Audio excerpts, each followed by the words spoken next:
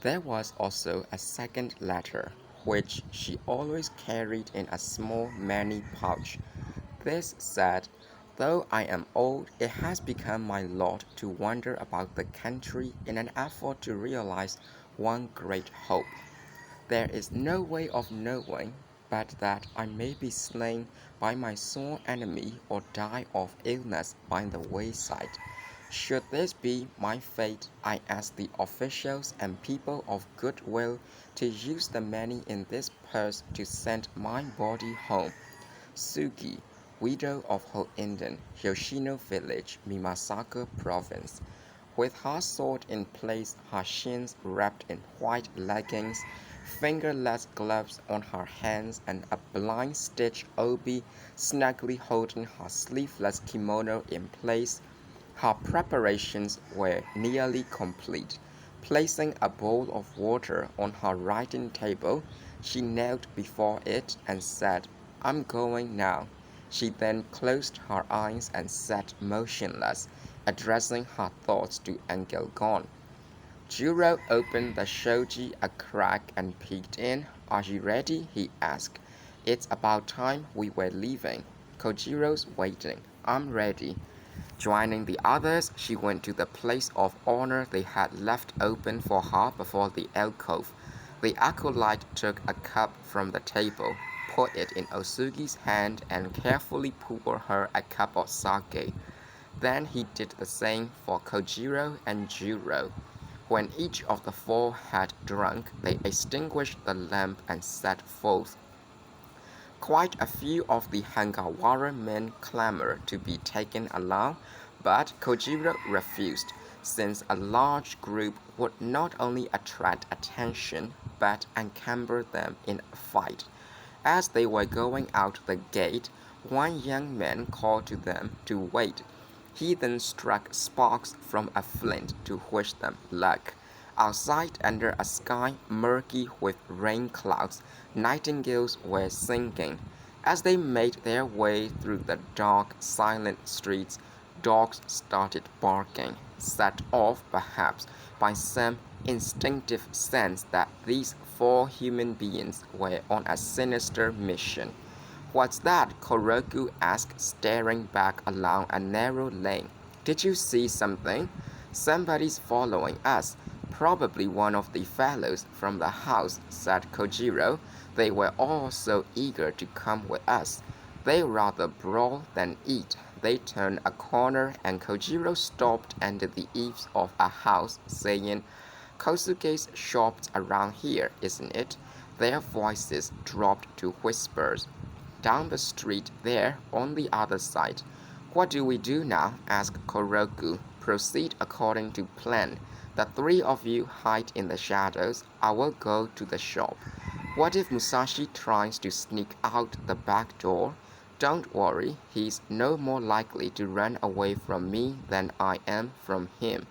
If he ran away, he would be finished as a swordsman. Maybe we should position ourselves on opposite sides of the house anyway, just in case."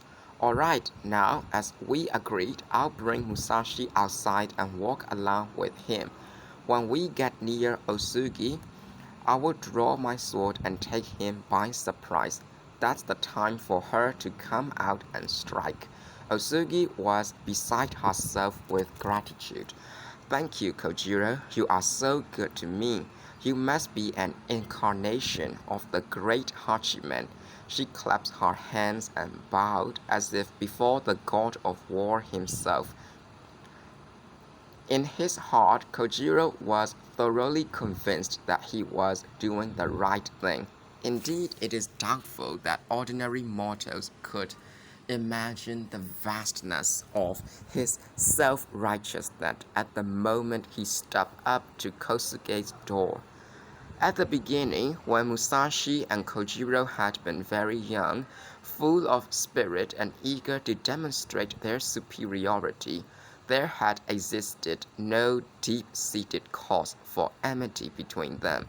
There had been rivalry, to be sure, but only the friction that normally arose between two strong and almost equally matched fighters. What had subsequently rankled with Kojiro was seeing Musashi gradually gaining fame as a swordsman. Musashi, for his part, respected Kojiro's extraordinary skill, if not his character, and always treated him with a certain amount of caution.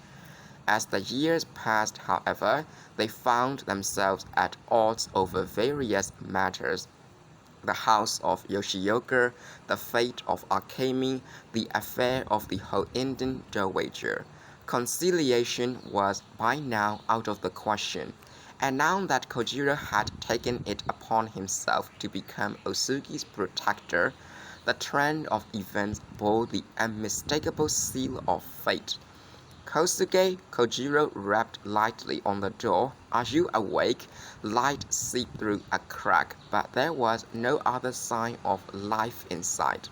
After a few moments, a voice asked, "Who's there?"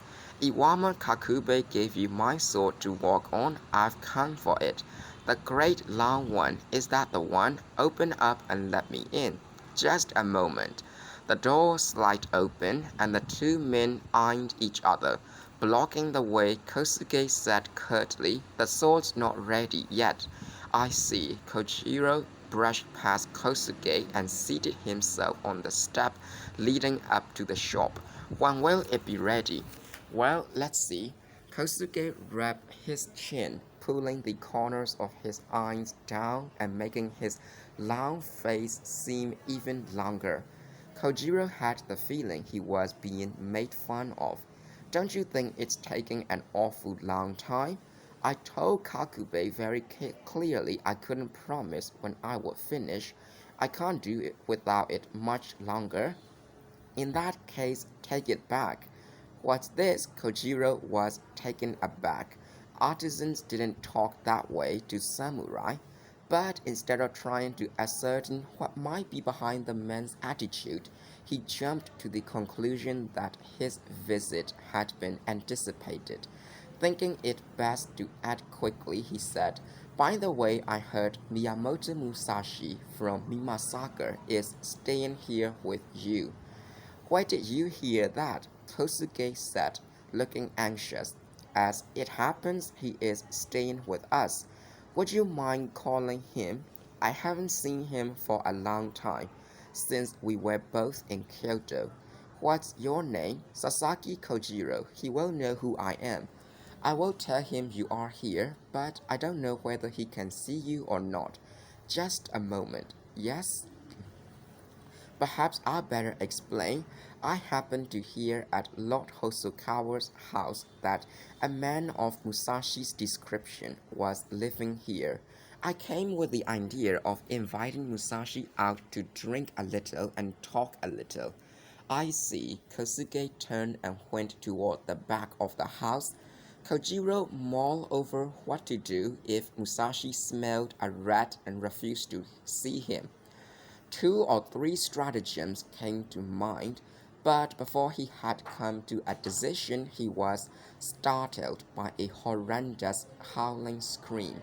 He jumped like a man who had been savagely kicked. He had miscalculated.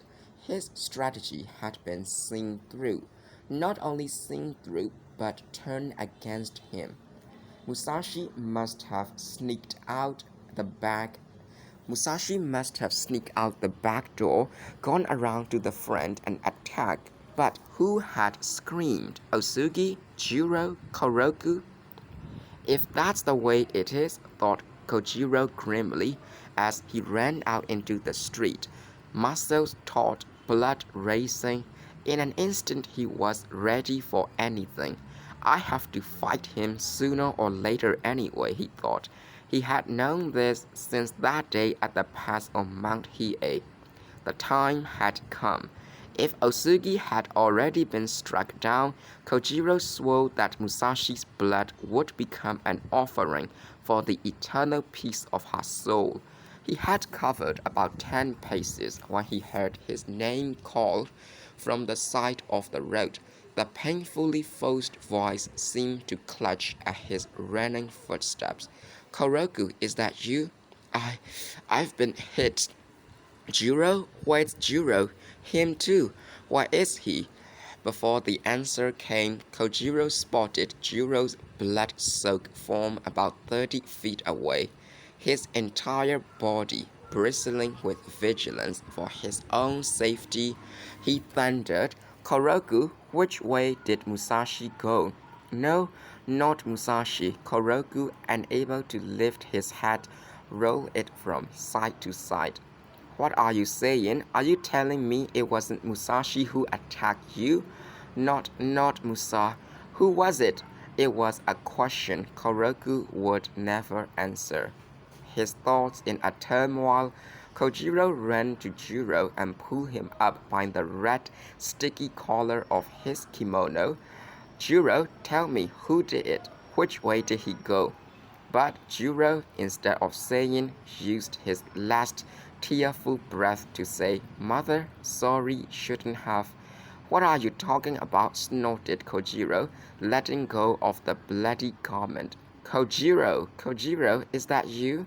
Running in the direction of Osugi's voice, he saw the old woman lying helplessly in a ditch, straw and vegetable peelings clinging to her face and hair. "Get me out of here," she pleaded. "What are you doing in that filthy water?" Kojiro, sounding more angry than sympathetic, yanked her unceremoniously out onto the road, where she collapsed like a wreck. "Where did the man go?" she asked, taking the words out of his mouth. "What man? Who attacked you?" "I don't know exactly what happened, but I'm sure it was the man who was following us." "Did he attack suddenly?" "Yes, out of nowhere, like a gust of wind." There was no time to speak. He jumped out of the shadows and got Juro first. By the time Koroku drew his sword, he was wounded too. "Which way did he go?" "He shoved me aside, so I didn't even see him, but the footsteps went that way." She pointed toward the river. Running across a vacant lot where the house market was held, Kojiro came to the dike at Yanagihara and stopped to look around. Some distance away he could see piles of lumber, lights and people. When he got closer, he saw they were Pelagian bearers. "My two companions have been struck down in a side street near here," he said. "I want you to pick them up and take them to the house of Hangawara Yajibe in the Carpenter's District. You will find an old woman with them. Take her too. Were they attacked by robbers? Are there robbers around here?" "Packs of them. Even we have to be careful." "Whoever it was must have come running out from that corner over there." "Didn't you see anyone?" "Just now, you mean?" "Yes." "I'm leaving," said the bearer. He and the others picked up 3 Pelagians and prepared to depart. "How about the fare?" asked one. "Collect it when you get there." Kojiro made a quick search of the riverbank and around the stacks of lumber, deciding as he did so that he would do just as well to go back to Yajibe's house. There was little point in meeting Musashi without Osugi. It also seemed unwise to face the man in his present state of mind. Starting back, he came to a fire break, along one side of which grew a row of Paulownia trees. He looked at it for a minute, then as he turned away, he saw the glint of a blade among the trees. Before he knew it, half a dozen leaves fell. The sword had been aimed at his head. "Yellow-livered coward!" he shouted. "Not me," came the reply as the sword struck out a second time from the darkness. Kojiro whirled and jumped back a full 7 feet. "If you are Musashi, why don't you use the proper—" Before he could finish, the sword was at him again. "Who are you?" he shouted. "Aren't you making a mistake?" He dodged a third stroke successfully, and the attacker, badly winded, realized before attempting a fourth that he was wasting his effort. Changing tactics, he began inching toward with his blade extended before him. His eyes were shooting fire. Silence, he growled. There's no mistake at all. Perhaps it will refresh your memory if you know my name. I'm Hojo Shinzo. You are one of Obata's students, aren't you? You insulted my master and killed several of my comrades. By the warrior's code, you are free to challenge me openly at any time. Sasaki Kojiro doesn't play hide and seek. I will kill you. Go ahead and try. As Kojiro watched him close the distance, 12 feet 11-10, he quietly loosened the upper part of his kimono and placed his right hand on his sword. Come on, he cried. The challenge caused an involuntary hesitation on Shinzo's part, a momentary wavering. Kojiro's body bent forward, his arm snapped like a bow, and there was a metallic ring. The next instant, his sword clicked sharply back into its scabbard. There had been only a thin flashing thread of light. Shinzo was still standing, his legs spread apart. There was no sign of blood yet, but it was plain that he had been wounded. Though his sword was still stretched out at eye level, his left hand had gone reflexively to his neck. Oh, gasp went up on both sides of Shinzo at the same time, from Kojiro and from a man running up behind Shinzo. The sound of footsteps, together with the voice, sent Kojiro off into the darkness.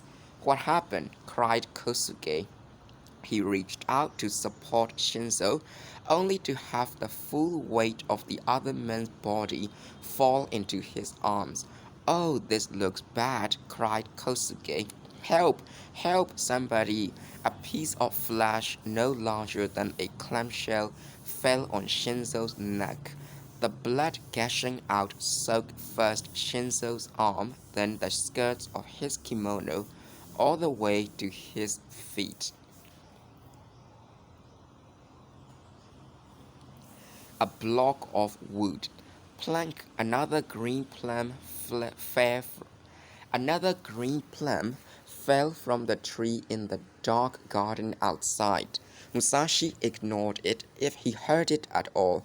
In the bright but unsteady lamplight, his disheveled hair appeared heavy and bristly, lacking in natural oil and reddish in color.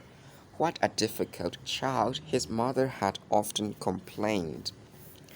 The stubborn disposition that had so often reduced her to tears was still with him, as enduring as the scar on his head left by a large carbuncle during childhood. Memories of his mother now floated through his mind. At times, the face he was carving closely resembled hers.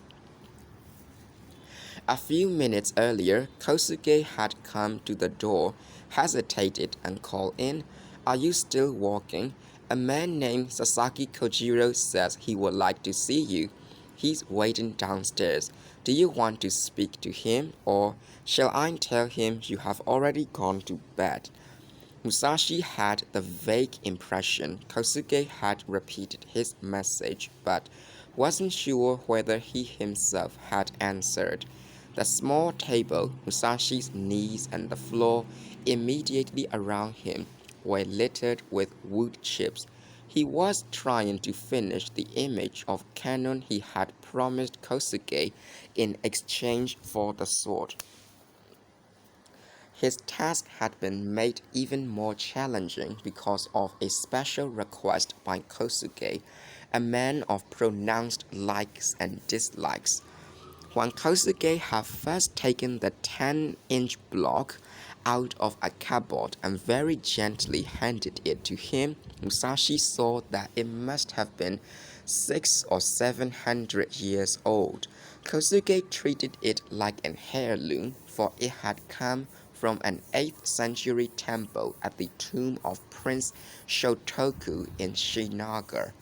I was on a trip there, he explained, and they were repairing the old buildings. Some stupid priests and carpenters were axing up the old beams for firewood. I couldn't stand seeing the wood wasted that way, so I got them to cut off this block for me. The grain was good, as was the feel of the wood to the knife, but thinking of how highly Kosuke valued his treasure made Musashi nervous. If he made a slip, he would ruin an irreplaceable piece of material. He heard a bang which sounded like the wind blowing open the gate in the garden hedge. Looking up from his walk, for almost the first time since he had begun carving, he thought, could that be Iori? And cocked his head, waiting for confirmation. What are you standing there gaping for? Kosuke shouted at his wife. Can't you see the man's badly wounded? It doesn't make any difference which room. Behind Kosuke, the man carrying Shinzo excitedly offered to help. Any spirit, any spirits to wash the wound with? If there aren't, I will go home for some. I'll fetch the doctor. After the commotion died down a bit, Kosuke said, I want to thank all of you. I think we saved his life. No more need to worry. He bowed deeply to each man as he left the house. Finally, it penetrated Musashi's consciousness that something had happened and Kosuke was involved. Brushing the chips from his knees, he descended the staircase formed by the tops of tiered storage chests and went to the room where Kosuke and his wife stood staring down at the wounded man. Oh, are you still awake? Asked the sword polisher, moving over to make a place for Musashi. Sitting down near the man's pillow, Musashi looked closely at his face and inquired, who is he? I couldn't have been more surprised. I didn't recognize him until we got him back here. But it's Hojo Shinzo, the son of Lord Hojo of Awa. He's a very dedicated young man who has been studying under Obata Kagenori for several years. Musashi carefully lifted the edge of the white bandage around Shinzo's neck and examined the wound, which had been cauterized and washed with alcohol. The clam-sized piece of flesh had been sliced out cleanly, exposing the pulsating carotid artery. Death had come that close. Who? Musashi wondered. From the shape of the wound, it seemed probable the sort that had been on the upswing of a swallow flight stroke. Kojiro's specialty. Do you know what happened? Musashi asked. Not yet. Neither do I, of course. But I can tell you this much. He nodded his head confidently. It's the work of Sasaki Kojiro. Back in his own room, Musashi lay down on the tatami with his hands under his head, ignoring the mess around him. His palate had been spread, but he ignored that too, despite his fatigue. He had been working on the statue for nearly 48 hours straight. Not being a sculptor, he lacked the technical skills necessary to solve difficult problems, nor could he execute the deft strokes that would cover up a mistake. He had nothing to go on but the image of Canon he carried in his heart, and his sole technique was to clear his mind of extraneous thoughts and do his best to faithfully transfer this image to the wood. He would think for a time that the sculpture was taking form, but then somehow it would go wrong. Some slip would occur between the image in his mind and the hand walking with the dagger.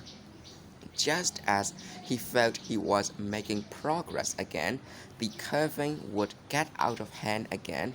After many false starts, the ancient piece of wood had shrunk to a length of no more than 4 inches.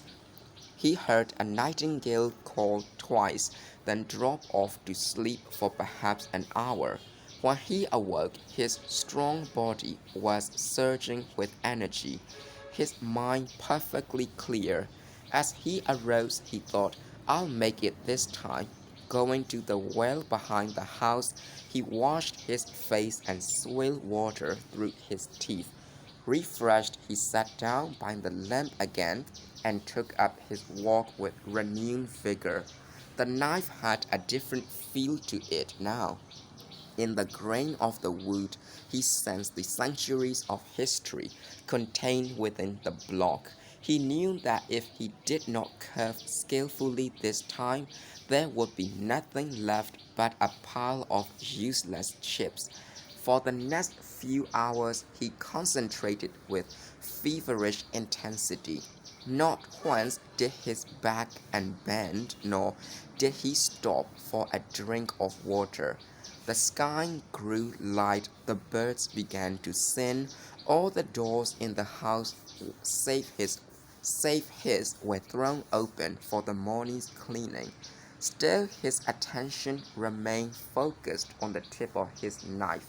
Musashi, are you alright? Asked his host in a worried tone, as he slit open the shoji and entered the room. It's no good, Musashi sighed.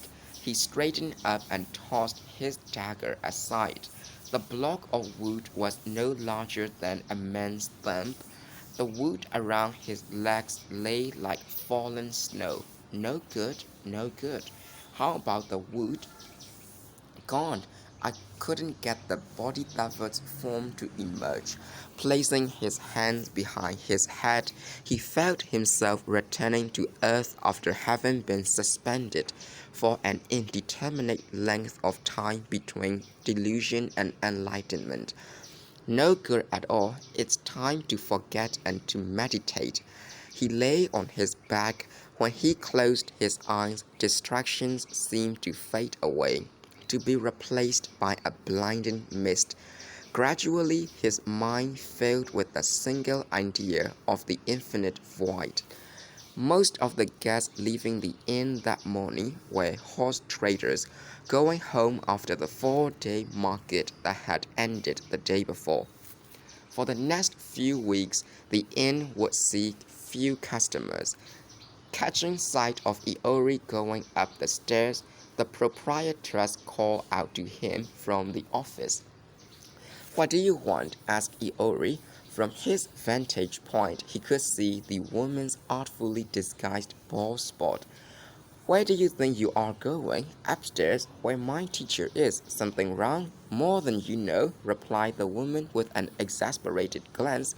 Just when did you leave here? Counting on his fingers, Iori answered, The day before yesterday, I think. 3 days ago, wasn't it? That's right. You certainly took your time, didn't you? What happened? Did a fox bewitch you or something? How did you know? You must be a fox yourself. Giggling at his own riposte, he started for the top of the stairs again. Your teacher's not here anymore. I don't believe you. He ran up the stairs, but soon came back with a dismayed look on his face. Has he changed rooms? What's the matter with you? I told you he left. Really gone? There was alarm in the boy's voice. If you don't believe me, look at the account book. See? But why? Why would he leave before I got back? Because you were gone too long. But Iori burst into tears. Where did he go? Please tell me. He didn't tell me where he was going. I imagine he left you behind because you are so useless. His color changing, Iori charged out into the street. He looked east, west, then he gazed up at the sky. Tears poured down his cheeks. Scratching the bald spot with a comb, the woman broke into a raucous laughter. Stop your bawling, she called. I was only fooling. Your teacher's staying at the sword polisher's over there. She had barely finished speaking when a straw horseshoe came sailing into the office. Meekly, Iori sat down in formal fashion at Musashi's feet and in a subdued voice announced, "I'm back." He had already noticed the atmosphere of gloom hanging over the house. The wood chips had not been cleaned up, and the burned out lamp was still sitting where it had been the night before. "I'm back," Iori repeated, no more loudly than before. "Who is it?" mumbled Musashi, slowly opening his eyes. "Iori." Musashi sat up quickly. Although relieved to see the boy back safe, his only greeting was, "Oh, it's you. I'm sorry I took so long." This met with silence. "Forgive me." Neither his apology nor a polite bow elicited a response. Musashi tightened his obi and said, "Open the windows and tidy up the room." He was out the door before Iori had time to say, "Yes, sir." Musashi went to the room downstairs at the back and asked Kosuke how the invalid was this morning. "He seems to be resting better." "You must be tired. Shall I come back after breakfast so you can have a rest?" Kosuke answered that there was no need. "There is one thing I would like to see done," he added. "I think we should let the Obata school know about this, but I don't have anybody to send." Having offered to either go himself or send Iori, Musashi went back to his own room, which was now in good order. As he sat down, he said, "Iori, was there an answer to my letter?" Relieved at not being scolded, the boy broke into a smile. "Yes, I brought a reply. It's right here." With a look of triumph, he fished the letter from his kimono. "Let me have it." Iori advanced on his knees and placed the folded paper in Musashi's outstretched hand. "I'm sorry to say," Sugekuro had written, "that Lord Munenori, as tutor to the shogun, cannot engage in a bout with you, as you requested. If, however, you should visit us for some other purpose, there is a possibility that his lordship may greet you in the dojo.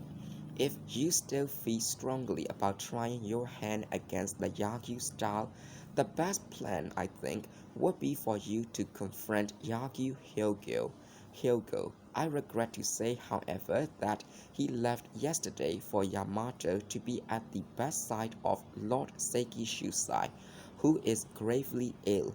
Such being the case, I must ask you to postpone your visit until a later day. I shall be happy to make arrangements at that time." As he slowly refolded the lengthy scroll, Musashi smiled. Iori, feeling more secure, extended his legs comfortably and said, "The house is not in Kobikicho. It's at a place called Higakubo. It's very large, very splendid, and Kimura Sugekuro gave me lots of good things to eat."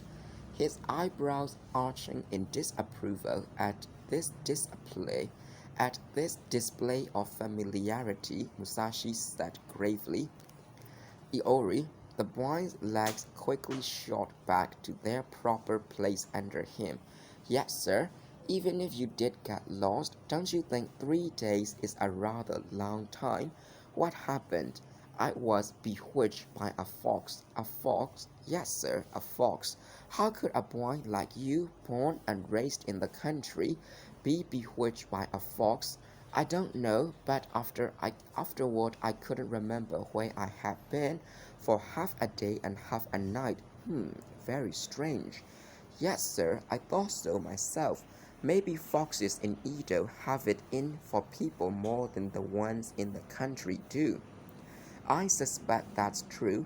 Taking into account the boy's seriousness, Musashi did not have the heart to scold him, but he did feel it necessary to pursue his point. "I also suspect," he continued, "you were up to something you shouldn't have been up to." Well, the fox was following me, and to keep it from bewitching me, I cut it down with my sword. Then the fox punished me for that. No, it didn't it? No, it wasn't the fox punishing you, it was your own conscience, which is invisible. Now you sit there and think about that for a while. When I come back, you can tell me what you think it means. Yes, sir. Are you going somewhere? Yes, to a place near the Hirakawa shrine in Kojimachi. You will be back by evening, won't you? Haha, I should be, unless a fox gets me. Musashi departed, leaving Iori to ponder his conscience. Outside, the sky was obscured by the dull, sullen clouds of the summer rainy season. The deserted prophet.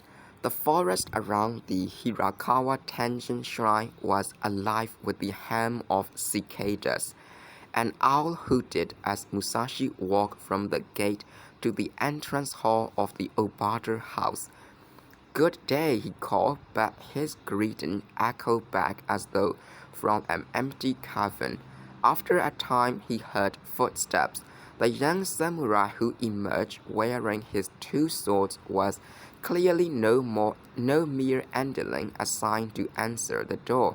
Without bothering to kneel, he said, "May I ask your name?" Though no more than 25, 24, or 5, he gave the impression of being someone to be reckoned with. "My name is Miyamoto Musashi. Am I correct in thinking this is Obata Kagenori's Academy of Military Science?" "That's right," came the reply in clipped tones.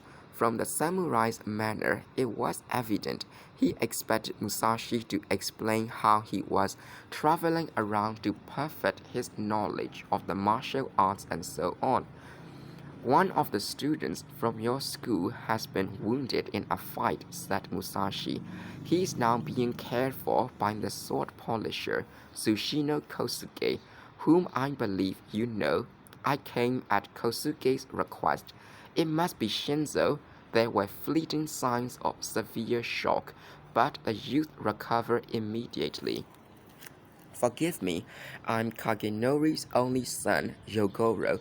Thank you for taking the trouble to come and tell us. Is Shinzo's life in danger? He seemed better this morning, but it's still too early for him to be moved. I think it would be wise to let him stay at Kosuge House for the time being." "I hope you will convey our thanks to Kosuke. I would be happy to. To tell the truth, since my father is bedridden, Shinzo was lecturing in his stead until last fall when he suddenly left. As you can see, there is almost nobody here now. I regret we are not able to receive you properly." Of course, but tell me, is there a feud going on between your school and Sasaki Kojiro? "Yes, I was away when it started, so I don't know all the details, but apparently Kojiro insulted my father, which of course incited the students. They took it upon themselves to punish Kojiro, but he killed several of them. As I understand it, Shinzo left because he finally came to the conclusion that he himself should take revenge." "I see. It's beginning to make sense. I would like to give you a bit of advice. Don't fight Kojiro. He can't be beaten by ordinary sword techniques, and he is even less vulnerable to clever strategy. As a fighter, as a speaker, as a strategist, he is without rival, even among the greatest masters alive today." This assessment brought a burst of angry fire to Yogoro's eyes. Observing this, Musashi felt it prudent to repeat his warning. "Let the proud have their day," he added. "It's senseless to risk disaster over a trivial grievance. Don't entertain the idea that Shinzo's defeat makes it necessary for you to settle the score. If you do, you will simply follow in his footsteps. That would be foolish, very foolish." After Musashi was out of sight, Yogoro leaned against the wall with his arms folded.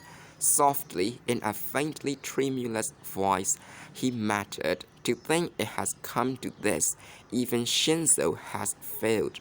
Gazing vacantly at the ceiling, he thought of the letter Shinzo had left for him, in which he had said that his purpose in leaving was to kill Kojiro and that if he did not succeed, Yogoro would probably never see him alive again. That Shinzo was not dead did not make his defeat any less humiliating. With the school forced to suspend operations, the public in general had concluded that Kojiro was right. The Obata Academy was a school for cowards, or at best for theoreticians devoid of practical ability. This had led to the desertion of some of the students. Others, apprehensive over Kagenori's illness or the apparent decline of the Koshu style, had switched to the rival Naganuma style. Only 2 or 3 were still in residence. Yogoro decided not to tell his father about Shinzo. It seemed that the only course open to him was to nurse the old man as best he could, although the doctor's opinion was that recovery was out of the question. "Yogoro, where are you?" It was a source of constant amazement to Yogoro that, although Kagenori was at death's door, when an impulse moved him to summon his son, his voice became that of a perfectly healthy man. Coming, he ran to the sick room, fell to his knees and said, "You call," as he often did when he was tired of lying flat on his back. Kagenori had propped himself up by the window, using his pillow as an armrest. "Who was the samurai who just went out the gate?" he asked. "Han," said Yogoro, somewhat flustered. "Oh, him, nobody in particular. He was just a messenger." "Messenger from where?" "Well, it seems Shinzo has had an accident. The samurai came to tell us. He gave his name as Miyamoto Musashi." He wasn't born in Edo, was he?" "No, I have heard he is from Mimasaka.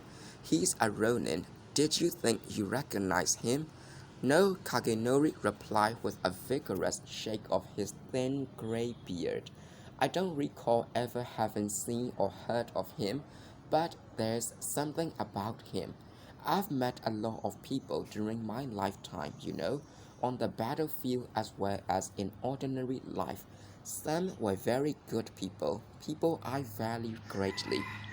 But the ones I could consider to be genuine samurai, in every sense of the term, were very few.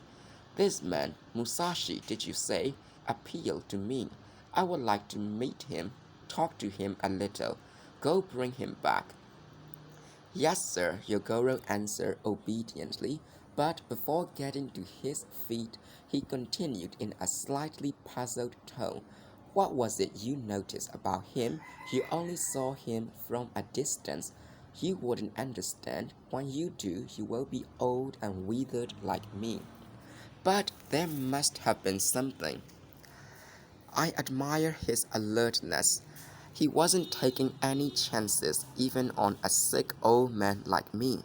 When he came through the gate, he paused and looked around at the layout of the house, at the windows, whether they were open or closed, at the path to the garden, everything.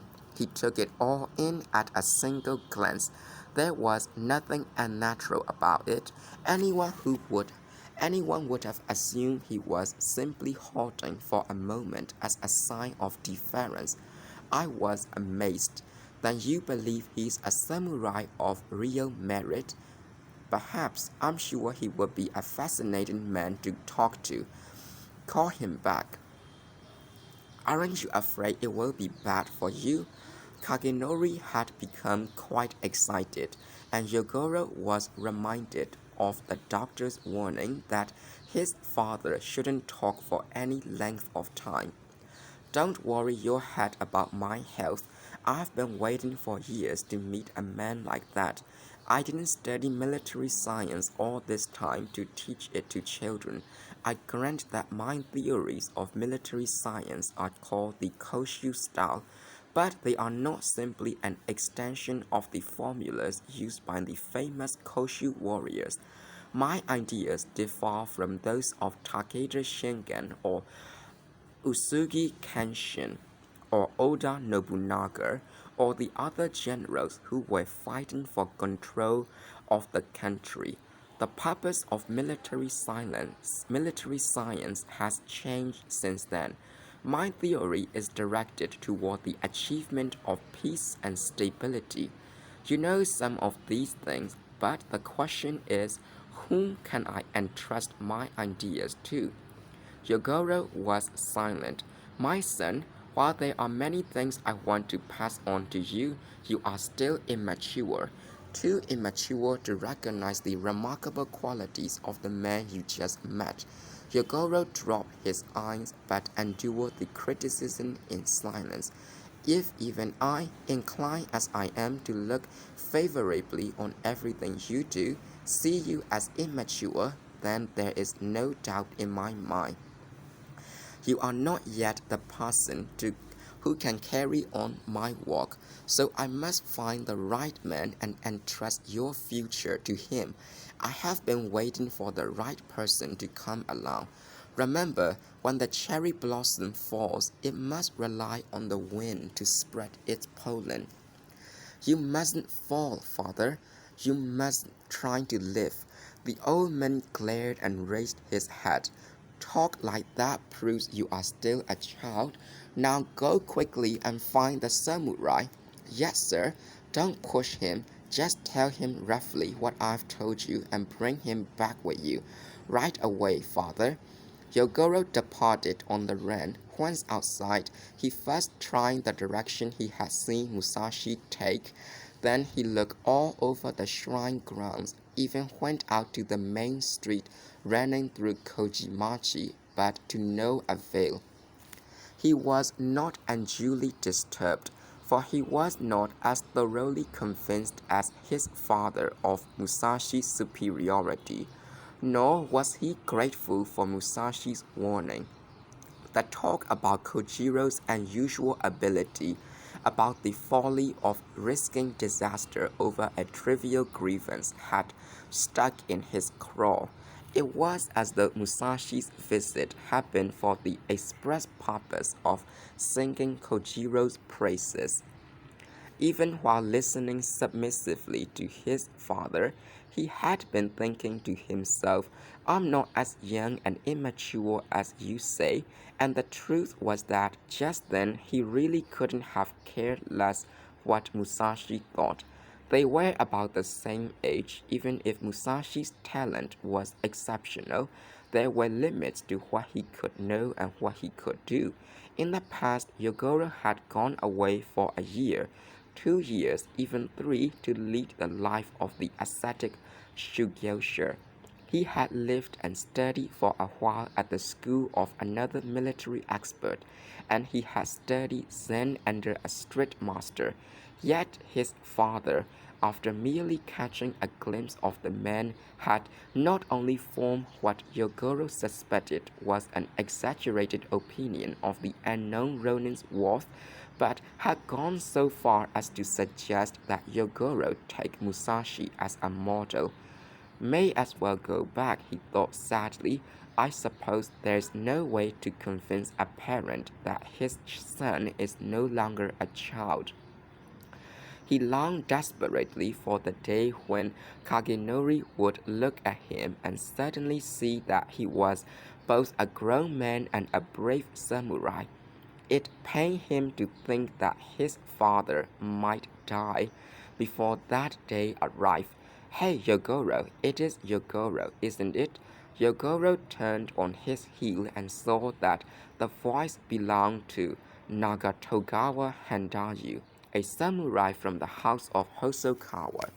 They had not seen each other recently, but there had been a time when Handayu had attended Kagenori's lectures regularly. How is our revered teacher's health? Official duties keep me so busy I haven't had time to call. He's about the same, thanks. Say, I hear Hojo Shinzo attacked Sasaki Kojiro and was beaten. You have heard that already? Yes, they were talking about it at Lord Hosokawa's this morning. It only happened last night. Kojiro's a guest of Iwama Kakube. Kakube must have passed the word around. Even Lord Tadatoshi knew about it.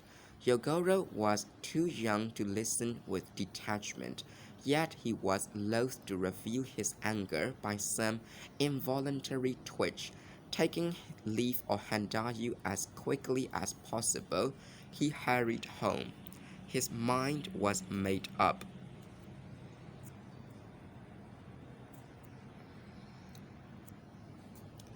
The talk of the town.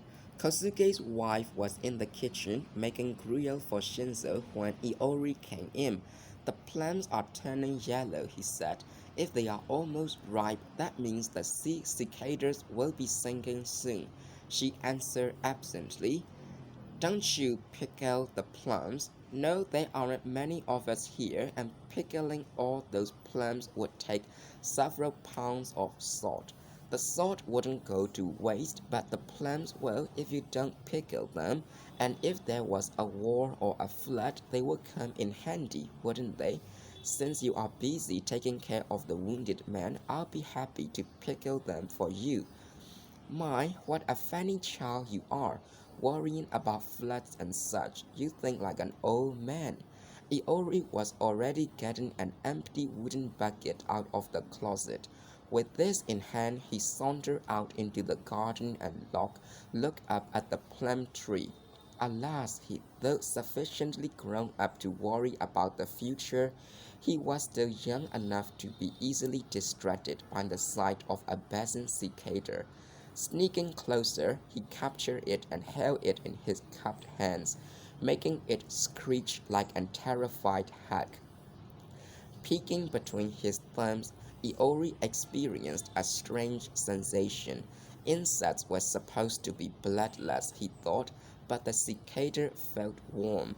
Perhaps even cicadas, when faced with the peril of death, gave off body heat. Suddenly he was seized by a mixture of fear and pity. Spreading his palms, he tossed the cicada into the air and watched it fly off toward the street. The plum tree, which was quite large, was the home of a sizable community. Fat caterpillars with surprisingly beautiful fur, ladybirds, tiny blue frogs clinging to the undersides of leaves, small sleeping butterflies, dancing gadflies. Gazing in fascination at this little corner of the animal kingdom, he thought it would be inhuman to throw these ladies and gentlemen into consternation by shaking a branch. Carefully he reached out, picked a plum, and bit into it. Then he shook the nearest branch gently and was surprised when the fruit did not fall off. Reaching out, he picked a few plums and dropped them into the bucket below. Son of a bitch, shouted Iori, abruptly firing 3 or 4 plums into the narrow lane next to the house. The close drying pole between the house and the fence fell to the ground with a clatter, and footsteps hastily retreated from the lane into the street. Kosuke's face appeared at the bamboo grill of his wooden workroom window. What was that noise? He asked, his eyes wide with astonishment.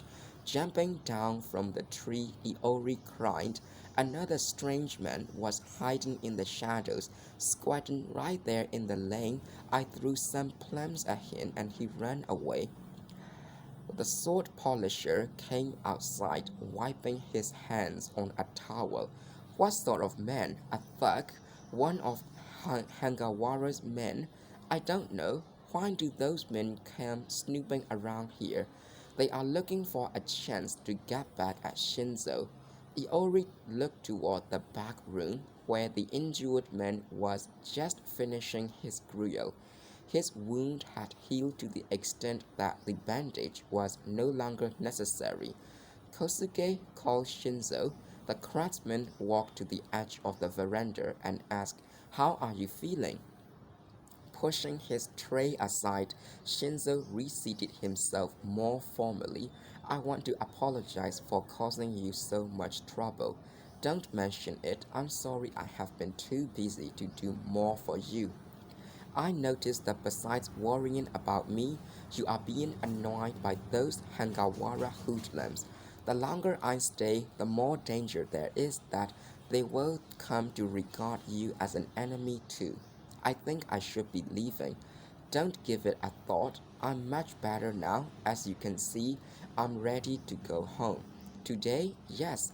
Don't be in such a hurry. At least wait until Musashi comes back. I'd rather not, but please thank him for me. He has been very kind to me too. I can walk all right now. You don't seem to understand. Hangawara's men are watching this house day and night. They will pounce you on the they will pounce on you the minute you step outside. I can't possibly let you leave alone. I had a good reason for killing Jiro and Koroku. Kojiro started all this, not me, but if they want to attack me, let them attack. Shinzo was on his feet and ready to go.